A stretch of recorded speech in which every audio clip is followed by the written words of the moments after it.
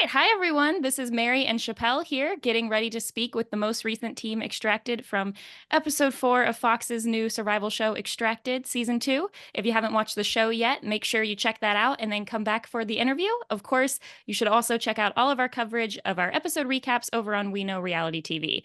All right, you can already see it if you're watching the video, but we're all very sad to be joined today by survivalist Eric and his girlfriend, the Princess Nina, and of course, the Queen Sandra The herself. queen. Thank you Hey, all for joining us. We're so sorry to be talking to you this soon.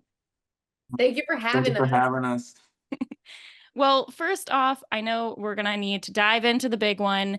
We saw Eric get extracted this episode. It's now been a while since filming. Any regrets, any thoughts on how that decision went down? Yeah, of course. Like once you see everything unfold, and like at the end of the day, extraction means that you kind of quit, or either the team quit. So watching everything go down and how good I had it, um, I felt disappointed that I couldn't push myself out of the hole, and I made it really clear for them that I really was ready to go. But thinking now, what I know, I was like, man, I wish I would have pushed myself a little harder. Yeah, what was it about that challenge that just drained all of your energy? I mean, obviously y'all were in the water, but you weren't alone. You had RJ. Tell us about that day leading up to the extraction. I would say just stuff like, one, you're excited to see somebody and meet somebody new and work together. And then I gave it my all. Like, we started off good, and then in the middle of the water our raft started crumbling apart, and it just, like, it was a halt. We were doing circles, we couldn't keep going. Like, the logs got so heavy that we just couldn't keep pushing, and just to, like, we had to make it to the other side and come back. So I was just trying my hardest, and I gave it like 120%. And when I got back to camp in the next morning, I was just not in it mentally anymore. Like, I drained every ounce of juice I had. Now, we know that is probably much harder than it looked, but you said yourself that you were a couch critic. Nina, Sandra, did he just close his eyes during some of the swimming challenges or any raft challenges when he was watching Survivor? I don't know Yeah, what was going on with that I mean, paddling. we were in that HQ, and I know we're gonna sound like everyone at home sitting on the sofa watching, like, what the hell are they doing? Like, it's perfect, you know. Um, but we stepped back. We weren't expecting to have RJ on our team. His family came to us. Nina could say more about it because I like how she says it. Oh, well, my thing was what I've been thinking is he got an empty crate. We're in this challenge. This trial has begun. You got to get partnered up. Everybody's near each other. They do it. We take a step back. Great. We're also pushing that narrative again that we're not these aggressive people. Oh, look at us. We're back here. Hey, guys, like, it's fine, whatever. And then RJ's family, specifically Tanisha's like, would y'all take RJ? And at first, I'm not going to lie. I was like, ooh, I don't know. But then I said, you know what? Eric got an empty crate. He probably thinks we're not doing that well in HQ because we come from a different background than everybody else. Why not give him a social interaction? He's talking about being lonely and not having anyone to talk to. This is going to give him some juice. Not only that, I look at Stacy and Sage Summers' family, and I'm like, oh, y'all are leaving them? We didn't. Is that the case? Oh my gosh. And boom, you can see the attitudes. And I said, this is perfect. We stepped back. We didn't push and manipulate like we're supposedly doing. Then we have another team willing to work with us and ditch another one burning that bridge. For the long game, this is perfect. We didn't even have to do anything to create that bad blood, but take a step back and it's falling into our hands perfectly. Yeah, Definitely. it's right there. And you would think that everything would go well. Eric, they wrote you some instructions. Yeah. And I mean, listen, man to man, if we took an L with that one. These two Yeah. men being like, oh yeah, these four women gave us these instructions. We don't have to read them. We'll just throw them to the side and just handle this on our own. Tell us about the decision that you made to go out there and disregard some of the well-written instructions from these ladies.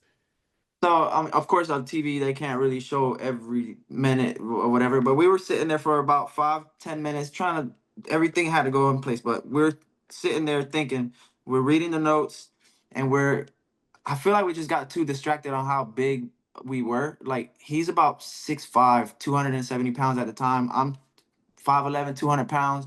And we're looking at all the other groups, and we're like, dang, we're the two biggest guys out here. We're gonna like, we see the note, we're gonna follow it kind of, but we're just like, damn, we're too big. That's not gonna float. So we just, and then like there were so many things there. We didn't need everything there, but they purposely put a whole bunch of stuff there. So then you just get distracted and you're like, we need to make this thing float and make it big. We made it too big. We got in the water, it started falling apart. And like I said, we started off, we were second place. We were moving. Mhm. But as soon as it started falling apart, we were in the water trying to tie it back together, and it just kind of fell apart. And yeah, then paddles got to 40 pounds. They felt like because we didn't think about it. It just soaked the water in, and at first we are getting a lot of push because they're light. But once we got about halfway, they're super, super heavy, and we're trying to push. The raft is too big to kind of sway back and forth. So now we're like, all right, I got to do this side, you do that side, or we're going to try to push it however we can. And it just kind of fell apart. Look at them. I feel Look like at them. Yeah. Nina, you got something to add? You know what I just thought as he was talking? Something that I hadn't realized before in Survivor because of the games that we've done, and even Anonymous and Traders, it's very much like 3, 2, 1, go, and there is nothing. Mhm. Where I'm just realizing a lot of the trials and stuff we did in HQ, we did have to run around a bit more with that timeline. They didn't have a timeline. They were given kind of this imaginary leeway of like, figure it out. What are you gonna do? Where for Yeah. us, it's like, we got to build this, we got to do this, we got to write this, you got 2 minutes. And we're used to that sense of urgency where, and just as because we're talking about Eric, RJ, where if they don't have that sense of urgency and they're kind of given, you know, do whatever and figure it out, it can sometimes decrease their ability to keep it moving. But I'm gonna say this: when I was watching RJ and Eric in that water, I said it loud and clear so his mama and auntie could hear me that these two were not gonna be teamed up together no more. And they didn't take offense. So Sandra and Nina, Nothing. you know, you've both played Survivor, but how do you think you would have done if you were the survivalist, considering the fact that this is a survivalist show, but not a social strategic I show? wouldn't have gone out there. I wouldn't have. I'm 51. I don't need to do that anymore. I wouldn't have gone out there. How do you think I would have done? I think Nina would have done well, but because I know her hunger not only to succeed, but to bring that check, because she did quit her job, you know, because we were going to go do this as a family. Yeah, I think, of course, I don't know. I wasn't out there. It's completely different than Survivor because you are alone and I am a social person.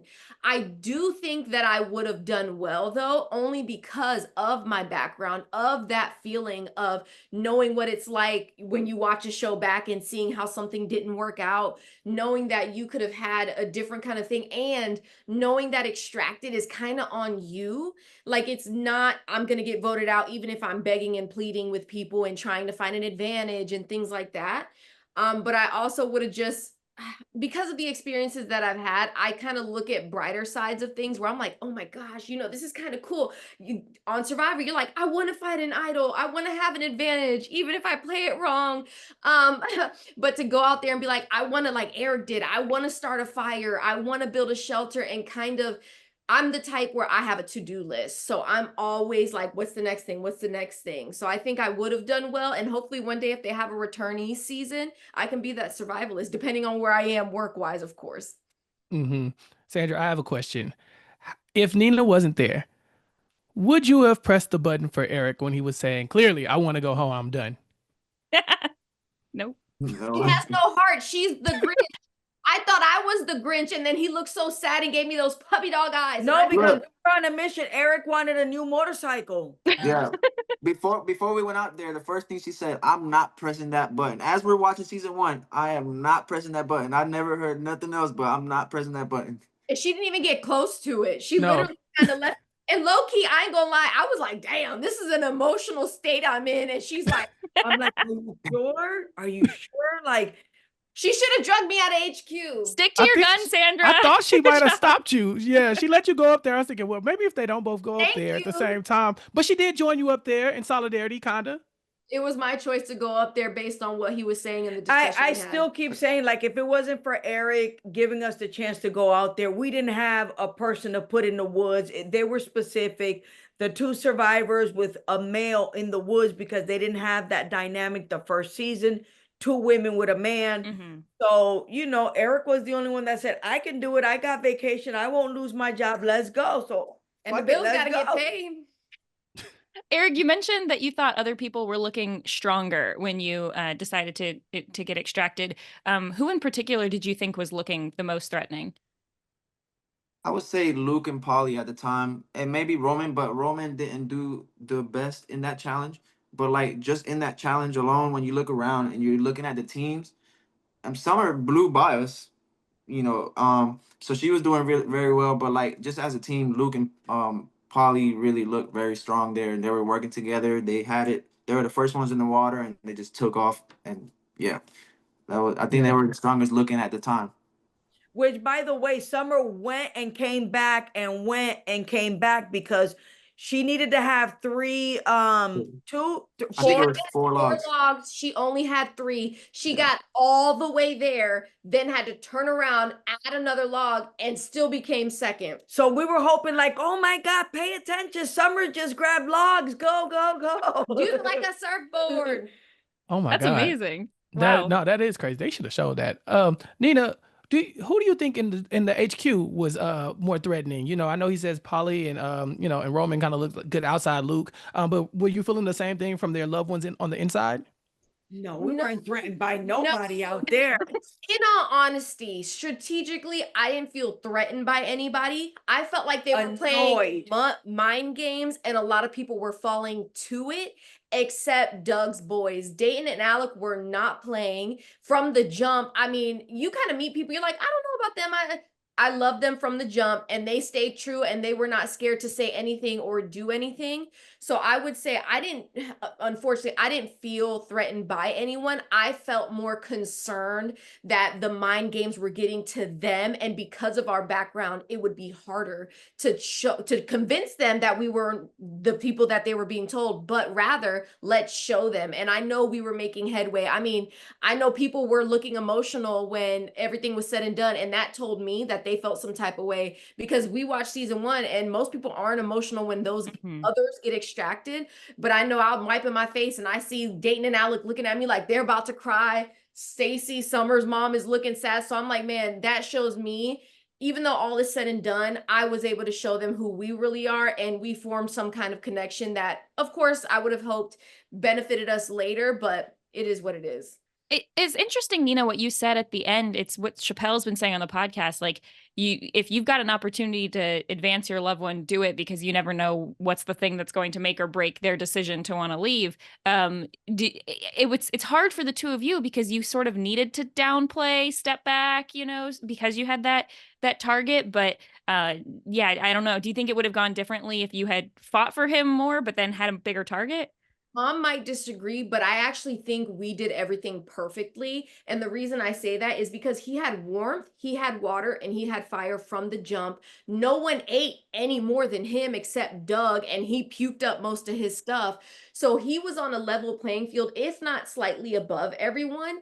And I saw it as, with the intention of long game, this is perfect for us because we're mitigating the idea that we're these bad people and that we're gamers. We don't take anything personally. So let them get personal. So in the next round, as he depleted himself in that RHAP challenge, we can fight for food and we won't really step on anyone's toes because they won't have a reason to at us. Right. So at this point in time, I don't think that we did anything wrong. No, and I agree with Nina too, because there was a point where we grabbed the 2 cans of tuna with the biggest apple. And at that point, I mean, Doug's boys did too, but Eric would have been eating when everyone else was still trying to get fire and warm. He had the fundamentals. So it was fine. And then the next day they had the grouse. I felt everyone was equal again. Now, I'm not going to let somebody keep getting stuff and putting him at a disadvantage. But at that point, it was like, okay, we're going to step back. And then also too, like Luke's brothers, they argued with us day one when we got the supplies for Eric. The next day they argued with RJ's family. By day 3, they were arguing with Doug's family. So these boys come in with this strategy of trying to like bulldoze. I said I was going to do the bulldozing, and here they are just making enemies of everyone in HQ. And I have to say, my last point on this is we come from, I feel like you guys may be able to understand this, from a strategic background of using things to our advantage as they progress, because we know how games can change significantly at a moment's notice.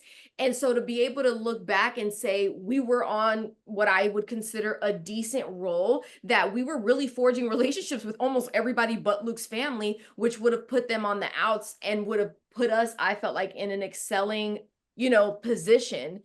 But yeah, it was overall fun. And yeah, that was just like a really weird experience.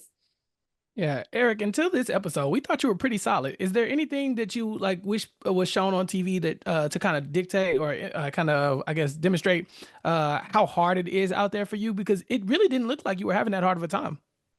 No, and the thing is that sucks that they can't show everything. There's so much going on. But like throughout the days, even though I felt great all the way until probably right before the Raft challenge. That's when I started kind of feeling more tired and stuff because the hikes were crazy, like hours of hiking before you even get to the challenge.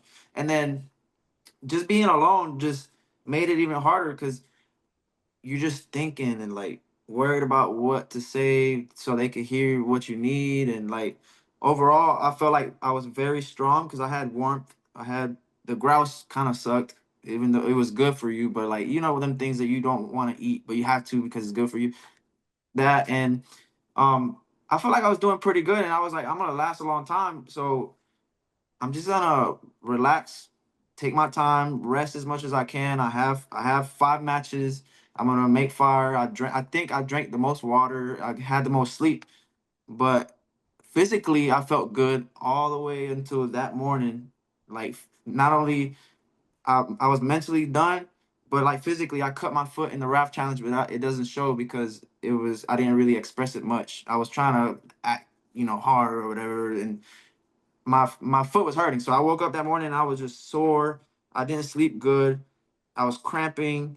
My foot got cut. So I was like, if I have to hike again for 2 hours, the only thing I could think of is my foot hurting. like, and I'm like, man, I'm just ready to go. But yeah, it was just like so quick. It kind of like my thoughts just went from 0 to 100 that quick.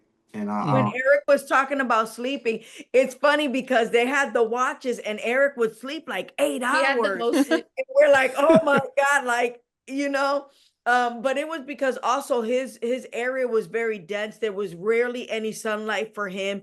It got dark really, really fast. His camera would always go to night vision before anyone else's, and then it would turn on late. So while everyone is still up, he's already in bed, and while everyone is waking up in the morning, he's still in bed because it's still dark in his area. Natural blackout curtains in your Mhm. spot. yeah, it's crazy. It goes dark in like 10 minutes. It feels like. Yeah. Anything else, Sandra and Nina, from HQ that you want to share? I know that we were really impressed with the way you were handling a lot of the strategic elements, even though you did end up thinking that other teams were being more strategic than they were with the map rotation. But I think your thoughts were in the right place. My thought was like, so Summer was struggling. I Mhm. mean, she had a bow drill that she could not use, so she didn't even bother. She tried for like 5 minutes and that was over. Then she had a ferro rod, and even that didn't help her. So I'm like, no, I think that's when they got her the ferro rod, right? Because she didn't have. Yeah, I think so. Yeah. That's when that's why they When did it. I said they'd be fools not to turn it, because not only can they secure her fire, but they can also give her another item she wanted. She was asking for stuff. And they didn't show it. Something that we were playing into HQ, we kept telling almost every single family, I would hate to go home and have my survivalist say, I wish I chose somebody else. And So so of Mhm. course, to fight for me. so of course we're talking to Stacy, and she had just gotten emotional and yelled, in that one challenge. Was that the same one? I don't know, but she was more emotional than Sage was. So we're talking to them as we're waiting for our turn to go in, and we're like, no, you guys go ahead, like you're fine. Don't forget, Summer. Hopefully she doesn't regret bringing you out here. And Sage is like, yeah, I'm gonna put my big boy pants on. So we go in there and we're talking for like 5-10 minutes, and we're like, no, they're not gonna do it. Stacy's so nice, like she gives me hugs and all this. I don't think they would. Then I said, oh my God, Mom, Sage literally just said he's gonna come in here and do what he has to do for his sister. How foolish would we be to not remember he just said that before walking in here? But I will also say had the understanding that it was going to be one family got and one family didn't. So like, yeah, of course they're going to do that. Why wouldn't they? I would, not realizing it was either win-win or win and slightly lose. Right. I realized that because we asked 1 or 2 questions to clarify. We did not clarify enough. I would have been like, oh no, they wouldn't do that. It's too early, because them as players, I felt like wouldn't have taken that kind of risk. Where if we were up with Annalise and them, we'd be like, screw it. They would totally do it, because they know we wouldn't take it personal, where these people are still learning us and don't realize that we don't take any of that game stuff personal until, unfortunately, like Luke's family, you start yelling and screaming, then we don't take nothing personal. I will shake your hand and play games with you at the end of the night. But this one, you turn on her and they keep calling her villainous and stuff. And I'm like, if you're true fans, you know that she becomes villainous after you screw her over. And that's the first thing you do. They weren't real fans. They weren't real. Because they were real, they would have wanted to work with y'all more. Because I'm telling you, I would have been sacrificed. Anyway, Sandra, was it a shock to see, watching back, that they tried to frame you for that, for breaking that glass? I had heard that they did that, but I didn't know what it was that they exactly did. No one elaborated on it. And I keep saying in my interviews, I never saw any glass around my area. I never even saw the thing with the blanket in it. I was just over. Yeah, it was right next to my damn snacks. I never saw it, right? I'd get up and go grab my snacks, never saw it. But if I couldn't have sent that blanket to Eric, I would have sent it to one of the ladies. There's no way in hell I would have ever sent it to Luke, who is doing surprisingly well. You know what I'm saying? Like, that would have never happened. They wouldn't have never believed that. I would have talked my way out of that. Like, I wish that we did find out about it, because I really do think fireworks would have went off. But I will say, because of the way her fireworks go off, I actually think it would have painted a really bad picture for us day 2 to be fussing and cussing like that, because you know she don't hold back. I mean, it seems like it just made y'all look better, because someone else tried to frame you and it came out instantly what they had done. So nobody knew. Except they only told Annalise, right? Oh, okay, gotcha. Annalise's family, and then no one said it. But I just felt like with Annalise saying, you know, it's too early. Like, why are you doing all of this? You don't even know. I mean, they think that they know me, but they really don't know me. But anyway, she came around. Right? Did y'all know them? Did y'all know Annalise? Y'all recognize them when y'all came in? She was staring. So, you know, we're sitting opposite than we are right now. And I'm like, Mom, I hate when people stare at me. Eric can tell you. I said, can we focus? Why are you staring at me? She's like, no, girl, I know her. And I don't know how I know her, but I know her. And I know it's from TV. Because, you know, when you look at somebody, you're like, oh, I can imagine them in setting. She's like, it's from TV, but I can't put my finger on it. And she ended up going up to her and said, and you know how her. I'm like, I know you from somewhere, right? And she was like, I was on Big Brother in the challenge. I was like, have we met in Orlando? And she was like, yeah, we've met in Orlando. And I was like, girl, because I watch so much reality trash that I was like, I know this girl from something, but I watch every damn thing. She even binged The Ultimate Fighter. Like, she should have said that she was from, like, you know, Love Island or something. Would have been less threatening. Yeah, she don't watch it like that. Love Island, she watched this past season, but she don't watch it. No, I've watched a couple of seasons, but it wasn't my place to ever say anything. So when you catch us saying we're not the only ones, it was to getting the bad potato crate. Like, it was Polly, Roman, and Eric. It wasn't about them. Yeah, gotcha. We're not the only ones that got the bad crate. I do think it also helped us because Annalise realized that we weren't going around, because I think like Luke's family and RJ's family were going around telling them who we were, because Michaela was the only one. Bailey knew, but Michaela was the only one who knew about me. And then it started coming around to me, and I was like, okay, so she's snitching. Where Annalise, I think she was like, oh, I'm flying under the radar. This is great. I think Michaela didn't even recognize her initially. And so we're not telling anything. So here's a great way for us to form a bond. And I mean, day 2, when I said, girl, the tea is hot, that was to her. We were already connecting. Yeah, it wasn't my secret to tell. Like, if somebody didn't know my business, I wouldn't want somebody to put it out there. So once I had my conversation with her, that was it. Definitely. Anything else from the show that you want to share with the fans? This is, you know, we're really gonna miss your commentary, both of you, back in HQ. Next time we're gonna send Nina's ass out there. Yeah. Eric, how do you feel you would have done in HQ then if Nina was out there? It would have taken me a little bit to warm up because I'm not like super social, but Nina always says that people gravitate towards me because I'm such a nice guy. So like, I think once 2 or 3 days go by, like I feel like we would have had a good grab on a whole bunch of people. And the strategy part comes in because I've watched them for so long, and like I get all the backstories. So like the strategy part is there for me too, but it's just like you don't really get to show it much out in the survival No area. joke, y'all. We go to Florida almost every year. I didn't go this year for Give Kids the World or whatever. And I will come to people just hovering around him. And I'm like, who are you? How is this like? And I'm not thinking like, let me talk. He's just making friends. And then I have Naked and Afraid coming up to me, Amazing Ray. Oh, I met your man. And I'm like, what's going They on? want to hang out with Eric. They don't want to hang out with us. It's because he's so approachable. Look at him. He just doesn't look judgmental. And so people, even in college, he would come for like Halloween game, you know, that night and all that.